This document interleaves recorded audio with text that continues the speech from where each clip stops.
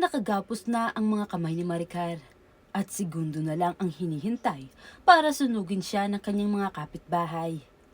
Nabigla na lang siya nang makita ang kanyang anak.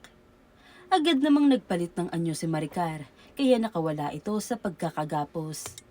Sinabi niya sa kanyang mga kapitbahay na, "Sa tingin nyo, kung wala ako dito ngayon ay kapiling nyo pa ang inyong mga anak na babae.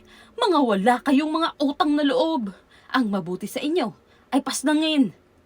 Galit na galit siya sa kanyang mga kapitbahay at nais niya sana itong sugurin. Subalit niyakap na lang siya bigla ng kanyang anak at sinabi na tama na. At dito pa lang siya natauhan dahil sa yakap ng kanyang anak. Muntik na niyang mapatay ang lahat ng kanyang mga kapitbahay. Buti na lang ay nandoon si Ryan. Wika ng isang kapitbahay nila na tama si